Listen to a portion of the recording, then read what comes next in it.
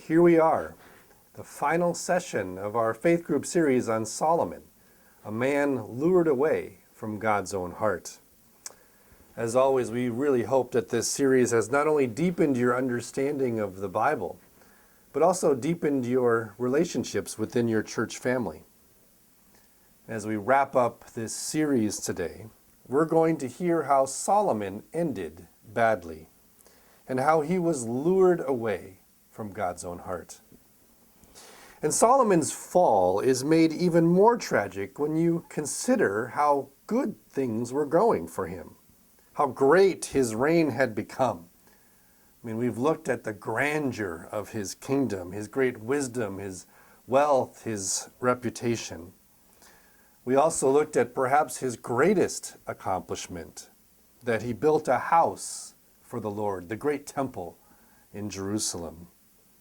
And it was right after the completion of the temple and Solomon's beautiful dedication and benediction that the Lord appeared to Solomon for a second time. We read in 1 Kings chapter 9 that God appeared to Solomon and said, "I have heard your prayer, and if you follow me, like your father David, I will establish your throne forever." But then, in verse 6, God issues a warning. He says, "But if you turn aside from following me, you or your children, and do not keep my commandments and my statutes that I have set before you, but go and serve other gods and worship them, then I will cut off Israel from the land that I have given them, and the house that I have consecrated for my name I will cast out of my sight. And Israel will become a proverb and a byword among the peoples. And this house," talking about the temple, "will become a heap of ruins. Everyone passing by it will be astonished and will hiss, and they will say, 'Why has the Lord done thus to this land and to this house?' Then they will say, 'Because they abandoned the Lord their God, who brought their fathers out of the land of Egypt, and laid hold on other gods, and worshipped them and served them. Therefore the Lord has brought this disaster upon them.'" Whoa, seems a little extreme and negative by the Lord, doesn't it? I mean, Solomon had just finished this beautiful temple for the Lord, and now God responds by issuing threats? It's like if my kid brought home a straight A report card, and I respond by saying, "Good job, but so help me, if you wind up failing a class, I'll ground you for 3 months. Is God being a little bit unreasonable here? Is this grumpy God? Or is it realistic God? Is this God who knows the hearts of man, and especially the heart of Solomon? We have a saying in our society. We say, "Pride comes before the fall." That saying was probably derived from one of the Proverbs that Solomon wrote. Proverbs 16 states, "Pride goes before destruction, and a haughty spirit before a fall." And it's a shame that Solomon didn't take his own advice or heed his own warnings here. Why is it that pride so often results in destruction? How does pride blind us? What is it about pride that gets us into trouble? C.S. Lewis, in perhaps one of his greatest works, a book called Mere Christianity, spends a chapter brilliantly discussing the dangers of sexual sin. But at the end of that chapter, Lewis makes an important clarification. "I want to make it as clear as I possibly can that the center of Christian morality is not here," he says. "If anyone thinks the Christians regard unchastity as the supreme vice, he is quite wrong. The sins of the flesh are bad, but they are the least bad of all sins. all the worst pleasures are purely spiritual. And then he gives some examples. The pleasure of putting other people in the wrong, of bossing and patronizing, of spoiling sport and backbiting, and pleasures of power, of hatred.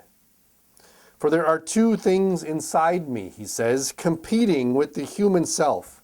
There is the animal self, and there's the diabolical self.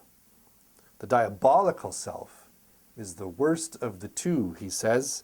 That is why a self-righteous prig who goes regularly to church may be far nearer to hell than a prostitute. Well, pride is a feature of that diabolical self that Lewis talks about.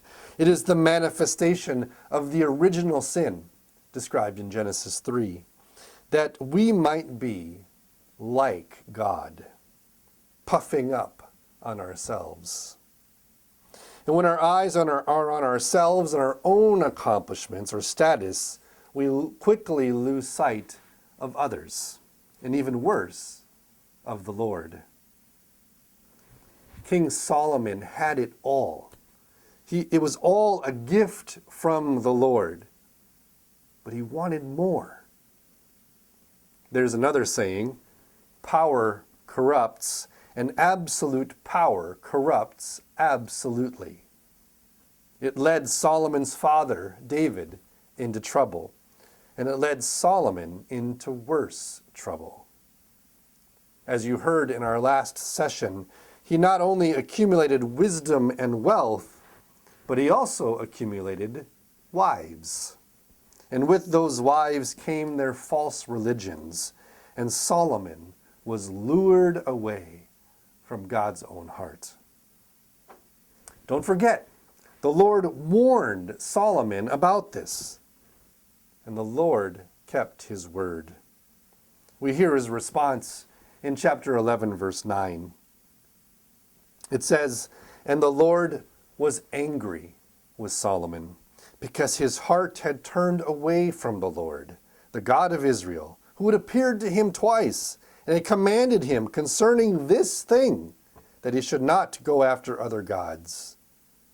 But he did not keep what the Lord commanded. Therefore the Lord said to Solomon, since this has been your practice, and you have not kept my covenant and my statutes that I have commanded you, I will surely tear the kingdom from you and give it to your servant. Yet for the sake of David your father, I will not do it in your days, but I will tear it out of the hand of your son. However, I will not tear away all the kingdom, but will give you one tribe to your son, for the sake of David my servant, and for the sake of Jerusalem that I have chosen." Well, he kept his word. God then raised up adversaries against Solomon. First it was Hadad, the Edomite. Then it was Rezon, the son of Eliada. It said that he loathed Israel. And then perhaps most painfully, God raised up an adversary from within Israel. It was a man who had impressed Solomon. In fact, Solomon put him in charge of all the forced labor. His name was Jeroboam. And beginning in chapter 11, verse 29, we hear how a prophet named Ahijah took Jeroboam aside. And this prophet ripped his garment into 12 pieces and gave 10 of the pieces to Jeroboam. "For thus says the Lord, the God of Israel," he said, "Behold, I am about to tear the kingdom from the hand of Solomon and give you 10 tribes." And sure enough, when Solomon died, his son, Rehoboam, ascended to his father's throne. And rather than listen to the wisdom of his elders and lighten the burdens of his people, he listened instead to the advice of his friends and increased the burdens of the people.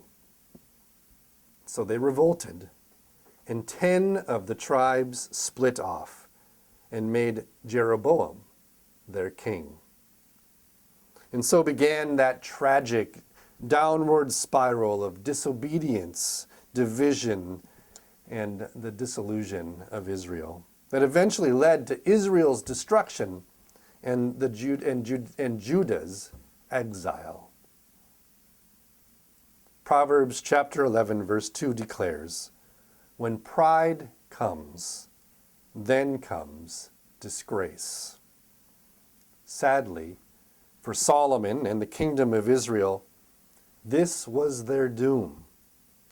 For all that Solomon had going for him, all his riches, his fame, all of his wisdom, in the end, he becomes a tragic figure and a cautionary tale.